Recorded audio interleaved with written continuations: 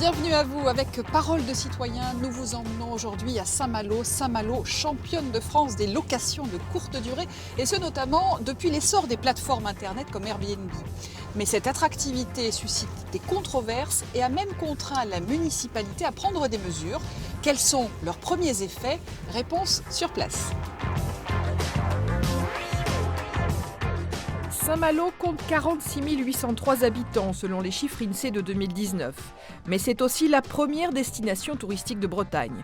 Pour se loger, ces visiteurs peuvent compter sur l'une des 2495 chambres d'hôtel de la ville, un des 538 emplacements de camping ou une des 2000 chambres proposées dans des hébergements collectifs.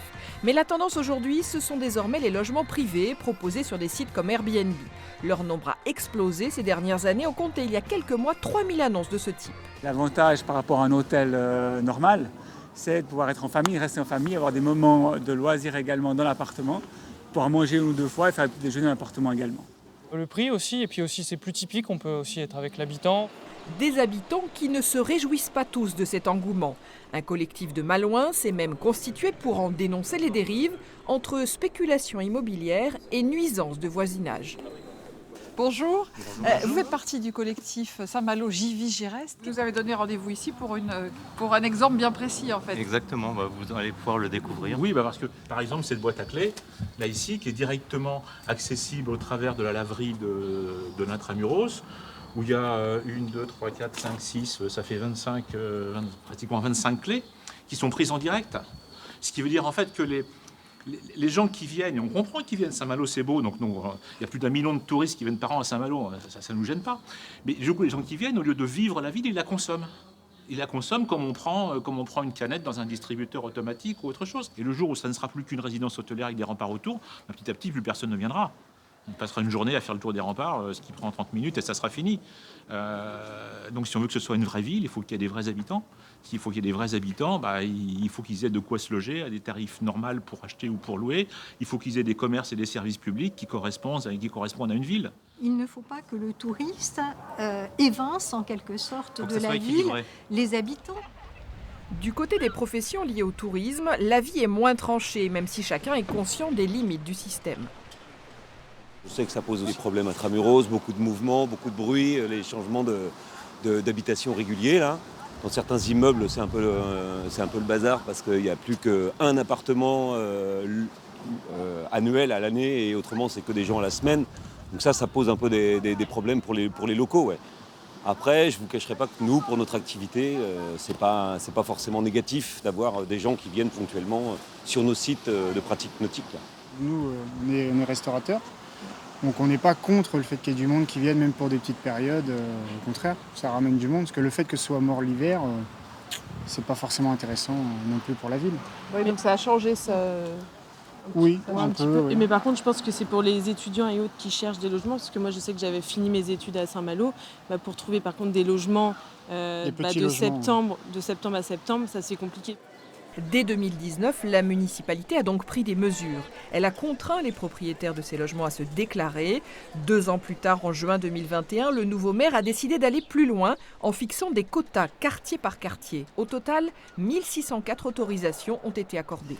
Pour quelles raisons, monsieur le maire, vous avez dû prendre des nouvelles réglementations pour limiter les locations à courte durée? Eh bien, quand nous sommes arrivés, il nous paraissait urgent de prendre ce type de réglementation parce que nous voyons bien que l'ensemble des logements d'un quartier comme l'Intramuros, mais aussi du secteur de Courtoisville, le long de la plage du Sillon, avaient tendance à se transformer en location de courte durée et nous n'y trouvions plus de logement pour les personnes qui voulaient habiter à Saint-Malo de manière permanente. Est-ce que le fait de bloquer comme ça un nombre de locations à courte durée, ça pose pas des problèmes sur l'évolution de la ville, sur les investissements, sur la vie de la ville toute l'année? On nous dit que Airbnb notamment a permis à la ville de vivre davantage toute l'année. Oui, nous avons beaucoup de personnes qui viennent nous visiter à Saint-Malo et nous en sommes très heureux.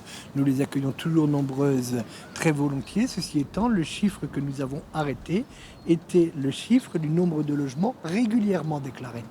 À partir de là, nous n'avons pas diminué la quantité. Par contre, nous avons diminué nous avons arrêté la future augmentation. Je pense que c'est important d'avoir des visiteurs à Saint-Malo avec des possibilités de se loger. C'est aussi important pour les habitants qui veulent vivre de façon permanente à Saint-Malo d'y trouver le logement dont ils ont besoin. Moins d'1 an après ces décisions, les notaires locaux observent déjà les premiers effets. On observe vraiment un arrêt aujourd'hui des acquisitions basées sur la location en meublé saisonnière. Ça, c'est un fait qui est là. De là à revendre aujourd'hui d'une manière conséquente, pas encore. Ça va peut-être arriver lorsque ça va se réguler, mais on ne le constate pas encore d'une manière percutante. Et alors concrètement, qu'est-ce que vos clients vont faire de ces biens s'ils ne peuvent plus les louer ? Alors, s'ils ne peuvent plus les louer en location saisonnière à la semaine, ils se retournent vraiment vers la location meublée, soit à l'année, soit la location meublée étudiante, pour pouvoir garder ces biens-là pour eux courant l'été. Aujourd'hui, il resterait moins de 2000 annonces de location saisonnière. L'ancien président du club des propriétaires Airbnb de Saint-Malo a même décidé de revendre et d'investir ailleurs. Son successeur, Yann Ruellan, favorable à une régulation, considère que celle-ci va trop loin. Alors, nous trouvons-nous ? Alors, nous sommes au Bas-Sablon, donc sur le port de Plaisance, dans un appartement qui n'a pas eu les autorisations de mise en location saisonnière et qui restera donc vide une bonne partie de l'année. On avait justement réussi à dynamiser cette ville même en basse saison et j'ai l'impression qu'on fait un pas en arrière. Donc il serait peut-être intéressant d'amorcer une réflexion pour savoir qu'est-ce qu'on a vraiment envie de faire de notre ville. Est-ce qu'on a envie de continuer à développer le tourisme? Est-ce qu'on a envie d'encourager les investissements? Alors quel avenir pour Saint-Malo? Comment concilier à la fois l'attrait touristique de la cité corsaire et l'aspiration de ses habitants à pouvoir y vivre? Il faudra encore un peu de temps pour mesurer tous les effets des quotas. Une expérience suivie de près par de nombreuses communes littorales françaises confrontées au même phénomène.